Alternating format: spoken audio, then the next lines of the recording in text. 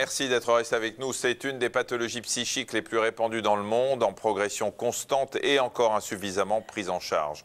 Un Français sur 5 est concerné, la moitié n'a pas de suivi régulier. On va parler aujourd'hui de la dépression.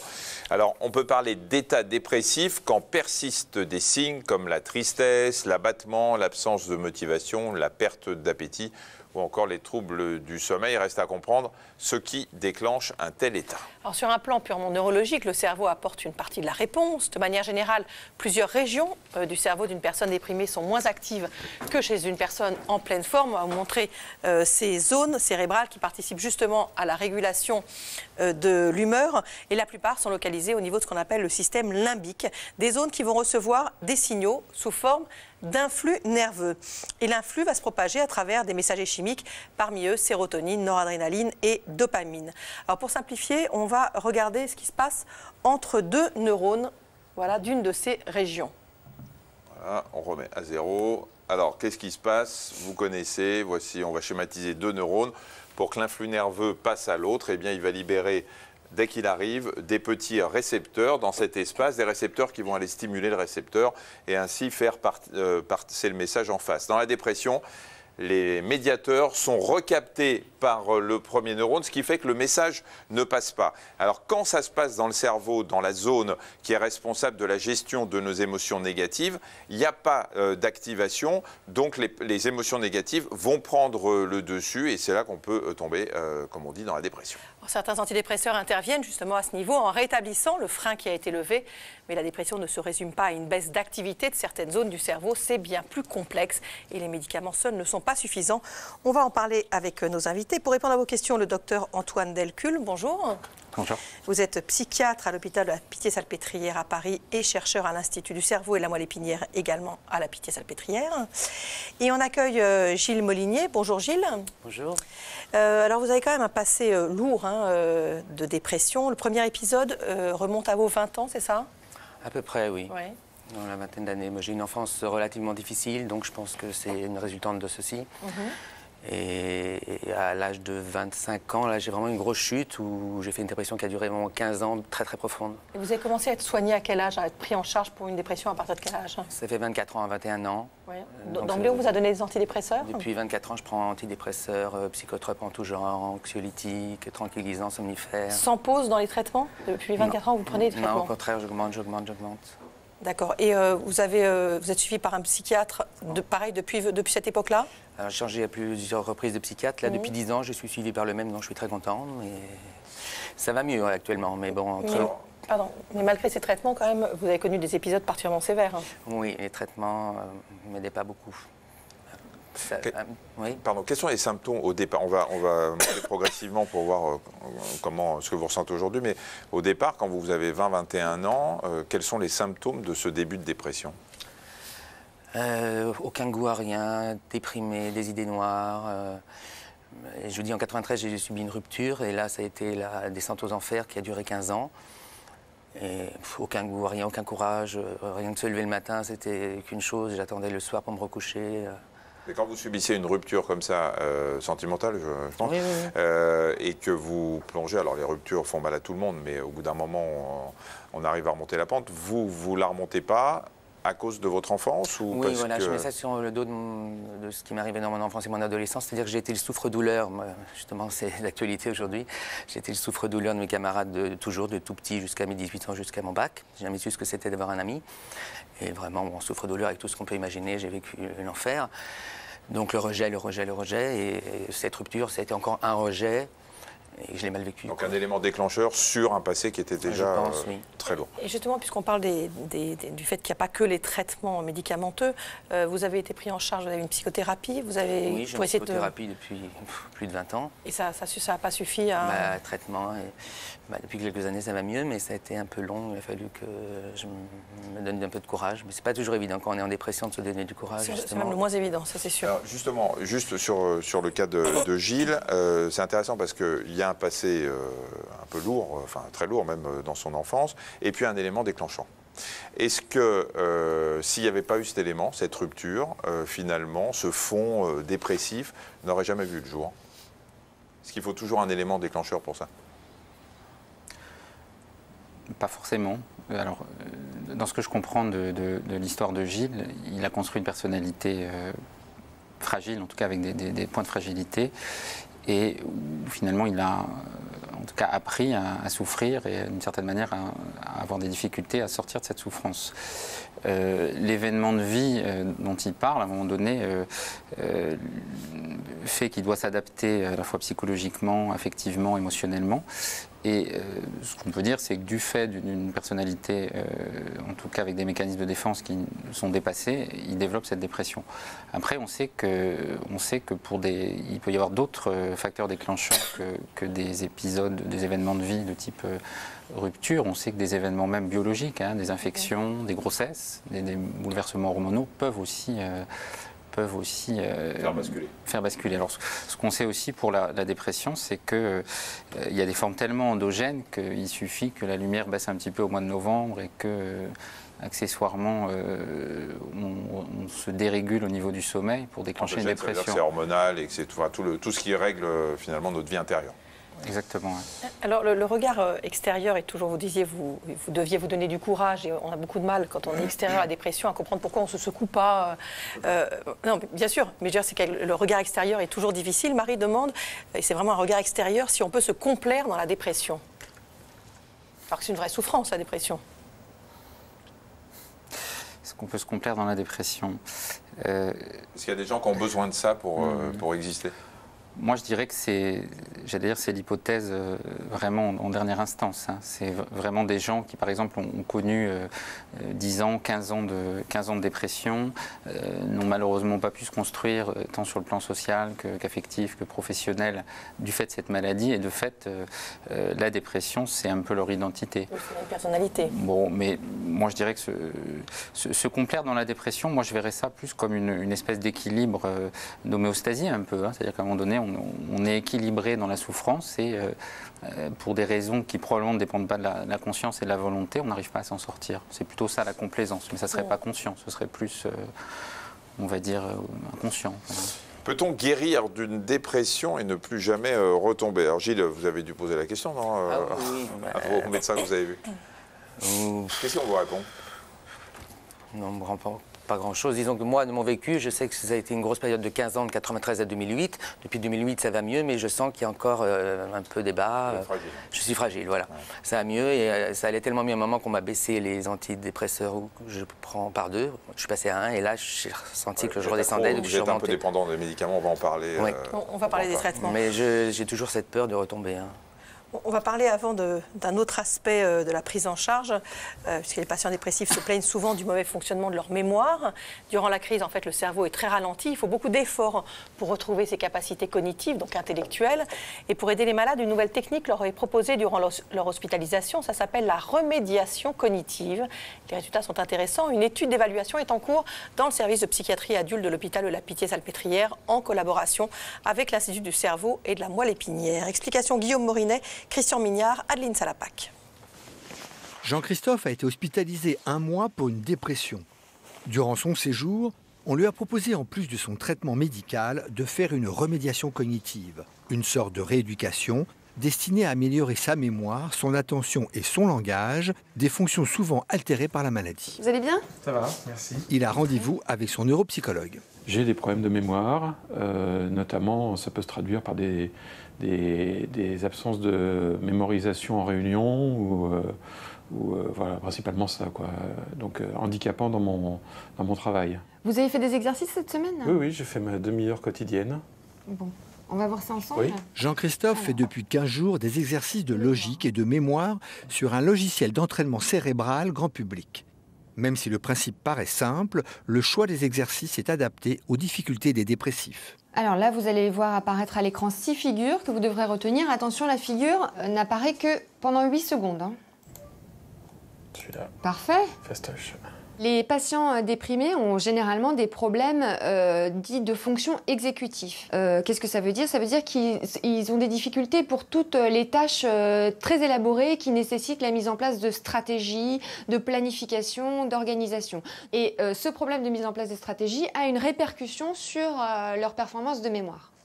L'idée de proposer ces exercices vient des patients eux-mêmes et des observations qu'ont pu faire les soignants. Avec 2, En fait, on s'apercevait par exemple en hospitalisation que les patients déprimés faisaient beaucoup de sudoku, de mots fléchés, de mots croisés. En fait, ils avaient besoin de s'entraîner eux-mêmes. Et donc nous, à partir de là, on s'est dit mais pourquoi pas utiliser ce type des outils, alors plus sophistiqués que les mots fléchés, hein, mais d'utiliser des outils standardisés de remédiation. Très bien. Bon, parfait. Allez-y, cliquez. 100%, très bien. Jean-Christophe est très fier de réussir cet exercice. Mais comme dans tous les jeux vidéo, il y a des niveaux. Et l'exercice se complique. Jean-Christophe se retrouve alors en situation d'échec et le neuropsychologue doit le rassurer et l'aider à trouver des stratégies. 98% de bonnes réponses. Non, mais en fait, il ne faut pas vous décourager. C'est terrible. Non, c'est parce qu'en fait, à force de vous entraîner, vous allez réussir 2 fois consécutives 100%. Effectivement, c'est un peu décourageant le fait de faire une faute et de ne pas passer au niveau suivant. Ça vous était déjà arrivé, ça ? Oui, ça m'est déjà arrivé la première fois que je l'ai fait. Jean-Christophe ne baisse pas les bras. Il tente de se rattraper avec cet autre exercice. Objectif ici, reconstruire 8 mots de 2 syllabes en 5 minutes. Une aile. Bravo. Un volant. Un turbo. Voilà, et on termine par le mot phare. Bravo. Je pense que là, j'ai pas fait d'erreur. Très bien. 8 mots, 0 erreur. Parfait. J'ai l'impression que ça m'aide parce que je progresse. Donc c'est plutôt positif. Et des exercices sur lesquels j'avais des difficultés au début, grâce à l'application de stratégies qui m'ont été apprises, me permettent de changer de niveau assez régulièrement. Et donc ça, c'est plutôt gratifiant. Et ça me donne l'impression que ça va m'aider dans mes problèmes de mémoire et d'attention. Le patient augmente de niveau en fonction de ses performances. Il prend conscience en fait de ses capacités, de l'amélioration de ses performances. Et ça lui redonne vraiment confiance en lui et il arrive de nouveau à s'engager dans des tâches quotidiennes. Et à la fin de la séance, la neuropsychologue vérifie les scores. Pour le moment, Jean-Christophe progresse sur l'ensemble des 14 exercices. C'est pour lui très encourageant, car c'est la preuve que ses capacités intellectuelles peuvent se développer. Très bien. Le point qui est très important, c'est de permettre d'avoir un meilleur établissement lorsqu'il sortira de la dépression, parce qu'on sait que les capacités intellectuelles sont un déterminant majeur de la capacité de fonctionner des gens, c'est-à-dire d'être dans leur travail, dans leur vie quotidienne. De retour à la maison, Jean-Christophe pourra continuer sa remédiation cognitive par Internet et tous les mois, il reviendra voir sa neuropsychologue. Gilles, vous avez des troubles de mémoire ou pas? Oui, peut-être comme une passoire à la mémoire. Mais lié à la dépression ou aux médicaments? Pour moi, c'est les médicaments, c'est clair. Parce que plus j'ai augmenté les benzodiazépines, plus les troubles de mémoire sont importants. Je dois tout noter. Dans votre travail, ça vous gêne? Ça peut aller au début, pour apprendre le travail. Maintenant, ça va à peu près. Mais en notant? En notant, et même autour de moi, auprès d'amis. Des fois, je répète un truc que j'aurais dit il y a une demi-heure avant. Bon, ils sont habitués? Oui, ils sont habitués. Et les gens avec qui vous travaillez, vos collègues, connaissent vos problèmes de santé Peu. Mais... Vous en parlez, vous leur dites, excuse-moi, j'ai des problèmes de mémoire parce que je prends un médicament Pas trop, non. Parce qu'il y a un petit tabou quand même autour de la dépression, voilà, on n'a pas envie de le dire. Ouais. Et en même temps, vous êtes là à la télévision, donc vous dites mais que... j'assume, c'est... Ben voilà, j'ai pas choisi, et puis... C'est sûr. C'est comme ça. Donc vous l'avez dit, ça fait 21 ans que vous prenez des antidépresseurs. Annick est pareil, elle prend des antidépresseurs depuis 20 ans à la suite d'un accident médical avec handicap. Comment arrêter ces traitements? Progressivement, on imagine. Déjà, premièrement, arrêter progressivement en vérifiant surtout que l'idée c'est de vérifier que la maladie est complètement guérie, c'est-à-dire qu'il y a plus de, on a tout nettoyé, il reste plus de symptômes, plus de désordre, plus de. Est-ce qu'on peut le savoir avant d'arrêter les traitements ou pas?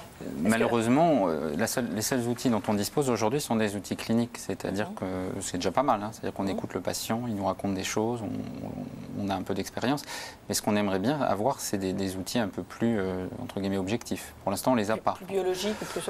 Voilà, plus biologiques ou plus. Mais ce qu'on sait, c'est qu'a priori, une dépression, normalement, on doit pouvoir arriver à un état de rémission et on doit pouvoir enlever tous les symptômes résiduels. Et... Avec un traitement malgré tout de fond éventuellement, ou est-ce qu'éventuellement, on peut parfois, même après les traitements comme ça pris pendant 20 ans, on arrive un jour à arrêter complètement? Avant 20 ans, le problème, c'est que le cerveau, le psychisme, s'est abîmé en fait au fil des dépressions. Et donc aujourd'hui, dans certains cas, on pense que malheureusement, on ne va pas pouvoir... en tout cas, c'est difficile de pouvoir arrêter les traitements.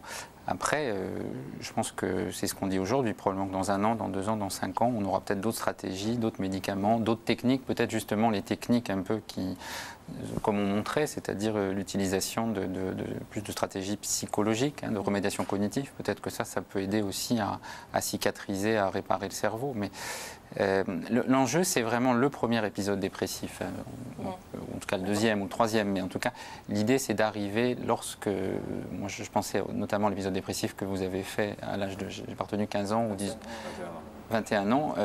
L'idée, c'est de le nettoyer complètement, de le guérir complètement. C'est pas rentrer dans un cercle. Oui, à la fois de souffrance psychique et de souffrance biologique. L'idée, c'est que de toute façon, les dimensions, tant la dimension psychique que la dimension biologique, concourent au risque, à la vulnérabilité de récidive. Comment ne pas repartir dans la déprime à l'arrêt du traitement? C'est ce qui vous inquiète un petit peu Ce qui m'inquiète surtout, c'est que je suis complètement accro à ces médicaments. J'ai une accoutumance physique, c'est-à-dire que si j'en prends... Un jour, vous en manquiez et vous étiez très très mal toute la journée. Ah oui, j'ai eu un jour un phénomène de manque, mais c'était terrible. C'est comme un drogué, je crois, d'après ce que j'ai lu sur le net. C'est que vous prévoyez toujours, quand vous partez, d'avoir les doses suffisantes? Toujours, oui. Ouais. Parce que votre médecin aimerait bien baisser un petit peu quand même. Oui, absolument. Il ne demande que ça, mais il voit bien que... déjà, pour obtenir aux doses qui sont assez énormes que je prends actuellement, j'ai du mal. Chaque jour, je me fais violence pour ne pas en prendre plus. Donc baisser, ça me paraît difficile.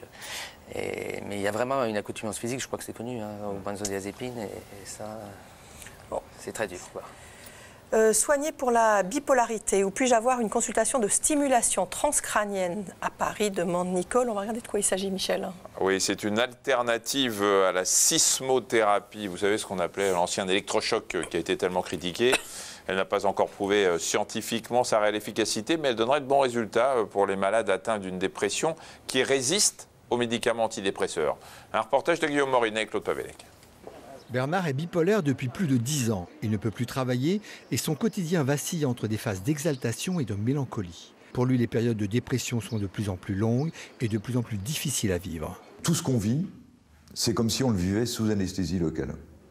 C'est-à-dire qu'on ne ressent rien. On n'est même plus acteur de sa vie. C'est-à-dire que c'est comme si je me regardais vivre. Il n'y a aucune énergie. C'est un moteur sans essence. Oui, c'est ça, c'est-à-dire qu'il y a plus rien n'a d'intérêt. D'accord? Donc, c'est même pas qu'on n'arrive pas à parler, c'est que pourquoi parler? Les psychiatres lui ont prescrit de nombreux traitements sans succès. Sa dépression est devenue résistante. Depuis 1 an, son nouveau psychiatre lui a proposé la stimulation magnétique transcrânienne. Vous êtes un peu tendu aujourd'hui. Oui. Je sais pas, Oui, vous êtes un peu tendu. Pourtant, je ne le sens pas du tout. Cet électroaimant placé sur la tête du patient va produire des ondes magnétiques qui vont stimuler une partie du cerveau. La stimulation magnétique transcrânienne, c'est une technique de traitement des dépressions, surtout des dépressions résistantes. Le principe, c'est la transformation du champ magnétique qui peut traverser les tissus en champ électrique qui agit directement sur le cortex préfrontal, qui est la cible de traitement des dépressions résistantes. Mais il faut déjà régler l'intensité des chocs pour que le patient réagisse au traitement. Aujourd'hui, on fera la stimulation avec les basses fréquences. L'avantage avec les basses fréquences, c'est que il n'y a pas de risque, de crise convulsive, et puis c'est mieux toléré. Quand la main gauche du patient réagit, c'est le bon réglage. C'est des petits chocs qu'on ressent, donc je ne vais pas dire que c'est neutre. On ressent quelque chose, mais pas au point de m'empêcher de dormir parfois pendant la séance. Donc c'est tout à fait supportable. Il faut au moins une séance de 30 minutes pendant 7 jours pour observer un effet positif. Ça a eu un effet bénéfique. Avant même que la série soit terminée d'ailleurs. Malheureusement, cette technique ne marche pas pour tous les patients. Comme tous les antidépresseurs, il y a des répondeurs non. Donc il faut absolument prévenir les patients qu'on peut être répondeur non, qu'on peut faire le maximum, mais qu'il n'y a pas de garantie de réponse. Cette technique est utilisée depuis 10 ans pour la dépression résistante, mais seulement 20 à 30% des patients réagissent positivement. Des recherches sont en cours pour améliorer les résultats. Vous en pensez quoi de cette simulation? Qu'en pense le milieu psychique? C'est une belle prouesse technique. Il faut savoir que c'est des traitements en 2e, 3e, 4e ligne, dont la validité scientifique reste encore à démontrer. Donc on est sur des thérapeutiques un peu efficaces, mais dont les indications doivent être pesées avec une certaine circonspection, je dirais. Attendez, excusez-moi, mais c'est un peu alambiqué. Alors, où c'est efficace, où les indications, vous y croyez ou vous y croyez pas en gros? Moi, je pense que ça peut... La dépression, de toute façon, c'est probablement 10 ou 15 ou 20 maladies. En tout cas, c'est une vingtaine de dysfonctionnements, probablement plus. Peut-être que cette technique, elle peut être efficace sur... Certains patients. Oui, quelques pourcentages un certain type de dysfonctionnement. Après, c'est pas le traitement de la dépression. Justement, pour revenir au traitement de la dépression, on parle toujours d'antidépresseurs. Gilles parlait de benzodiazépines, on parle de psychotropes. Qu'est-ce qui, le traitement de la dépression médicamenteux, c'est quoi? Oui, certainement que les benzodiazépines ne sont pas un traitement antidépresseur, un traitement de la dépression. C'est un Doliprane de la fièvre, en quelque sorte. Et l'antidépresseur est plus un antibiotique, entre guillemets.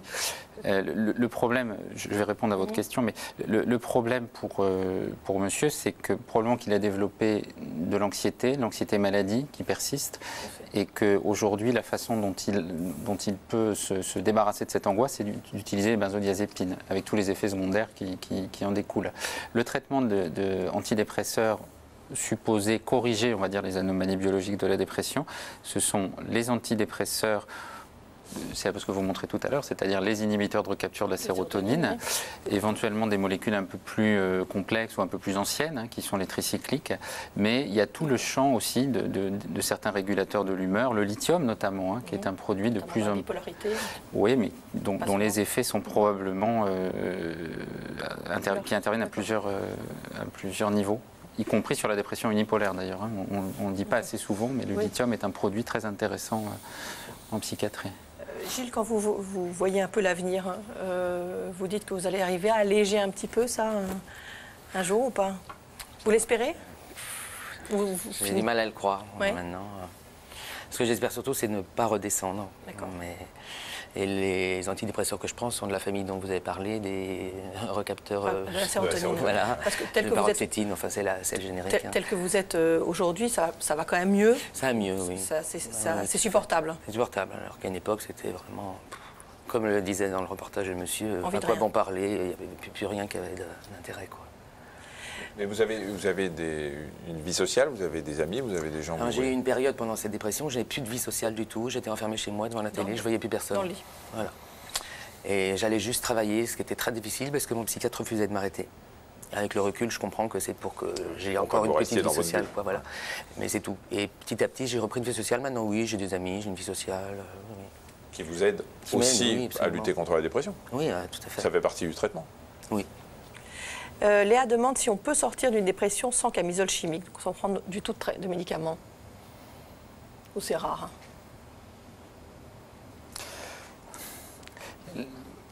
Moi, je pense que c'est rare, mais qu'a priori, ça peut arriver. Je dirais, je ne sais pas s'il faut prendre l'exemple des enfants, en tout cas, où le cerveau est très plastique, où la régulation émotionnelle est probablement plus, je sais pas, plus affûtée, enfin, je sais pas.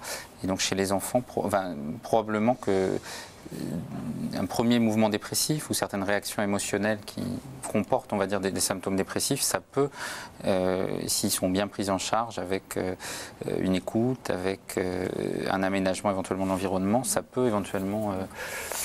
mais ça reste rare. En tout cas, comme je dis souvent aux patients, en Occident, en 2013, on ne sait pas, la dépression maladie, ça se soigne avec des médicaments. Ouais.